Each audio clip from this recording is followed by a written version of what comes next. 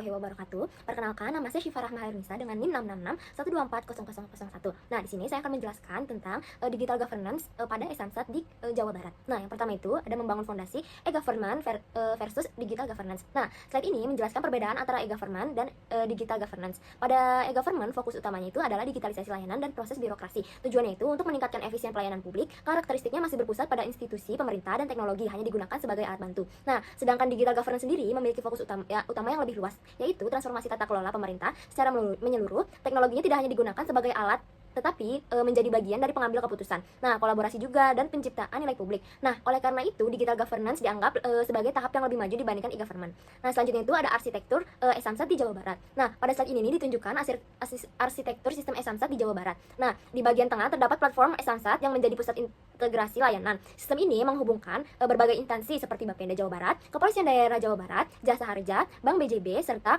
kanal pembayaran digital lainnya. Nah, selain itu masyarakat juga dapat mengakses layanan melalui berbagai aplikasi pembayaran elektronik nih. Melalui integrasi ini, proses pembayaran pajak kendaraan dapat dilakukan secara cepat dan lebih efisien.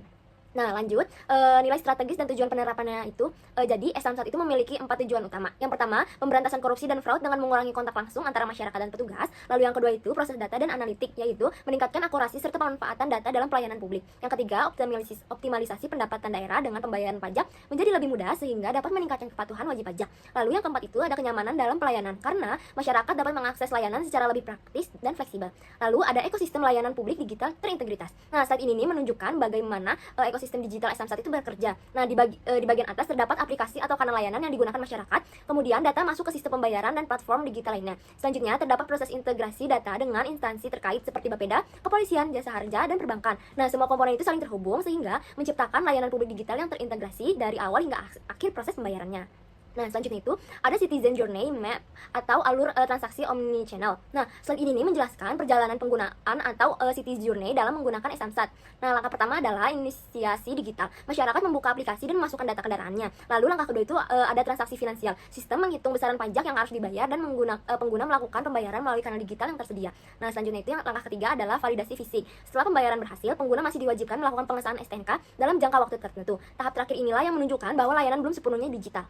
Nah, selanjutnya itu ada teori archetype tata kelola IT menurut Well and Ross 2004. Nah, slide ini menjelaskan teori tata kelola teknologi informasi menurut Well and Ross tahun 2024. Nah, terdapat 6 model tata kelola, yaitu bisnis, monarki, IT monarki, federal, IT duopoli, feudal, dan anarki. Nah, masing-masing model menunjukkan siapa yang memiliki kewenangan dalam mengambil keputusan teknologi informasi. Nah, teori ini digunakan untuk menganalisis bagian data kelola e-Samsat dijalankan. Selanjutnya itu ada diagnostik tata kelola posisi e-Samsat Jawa Barat. Nah, jadi pada slide ini dilakukan analisis posisi tata kelola e-Samsat Jawa Barat berdasarkan teori yang sebelumnya. Nah, hasil analisis menunjukkan bahwa e-Samsat itu berada pada model IT duopoli.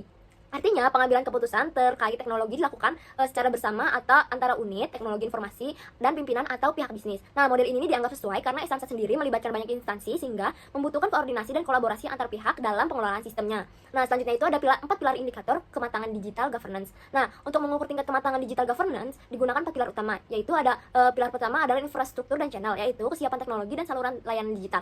Lalu pilar kedua itu adalah interoperabilitas lintas agensi, yaitu kemampuan berbagai instansi untuk saling terhubung dan bertukar data. Nah, yang pilar ketiga itu ada kerangka regulasi dan kebijakan yang menjadi dasar hukum pelaksanaan layanan digital.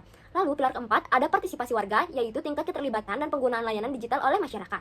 Nah, slide selanjutnya itu ada kalkulasi indeks digital governance e-Samsat Jawa Barat. Nah, slide ini menampilkan hasil pengukuran tingkat kematangan digital governance. Nah, penilaian dilakukan berdasarkan 4 indikator sebelumnya nih, dan divisualisasikan dalam bentuk radar chart yang seperti yang ada di gambar. Nah, hasil akhirnya itu menunjukkan skor sekitar 78 dari 100 yang masuk kategori tinggi atau high maturity. Hal ini menunjukkan bahwa e-Samsat telah memiliki tingkat kematangan digital yang baik, meskipun masih terdapat beberapa aspek yang perlu ditingkatkan. Nah, lalu slide selanjutnya itu dampak nyata penerapan data driven insight. Nah, pada slide ini ditunjukkan dampak nyata dari penerapan e-Samsat.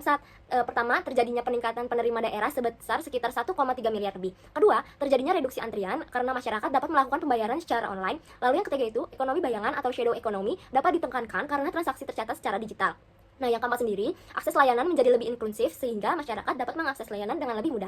Lalu slide yang selanjutnya itu ada tantangan dan bottleneck ekosistem. Nah, walaupun sistem sudah digital, masih terdapat kendala utama nih teman-teman, yaitu validasi fisik STNK setelah pembayaran dilakukan. Nah, tahap ini sering disebut sebagai 30-day wall karena wajib pajak tetap harus datang untuk melakukan pengesahan dalam batas waktu tertentu. Nah, akibatnya proses layanan itu belum sepenuhnya digital, masih terdapat ketergantungan pada proses administratif secara fisik. Lalu slide selanjutnya itu ada strategis foresight, solusi pengembangan masa depan. Nah, slide ini menjelaskan solusi solusi yang dapat diterapkan di masa depan.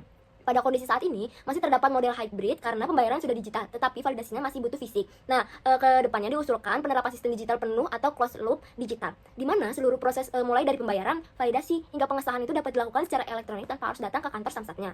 Nah, selanjutnya itu ada kesimpulan eksklusif. Nah, sebagai kesimpulannya, Samsat Jawa Barat ini telah menunjukkan implementasi digital governance yang cukup matang, dengan tingkat kematangan sebesar 78 dari 100. Nah, sistem ini berhasil meningkatkan efisien layanan, memperkuat integritas antar instansi, serta meningkatkan kenyamanan masyarakat. Namun, masih terdapat tantangan berupa kewajiban validasi fisik STNK yang menyebabkan transformasi digital belum sepenuhnya selesai. Oleh karena itu, diperlukannya pengembangan menuju layanan digital yang lebih terintegritas dan sepenuhnya online.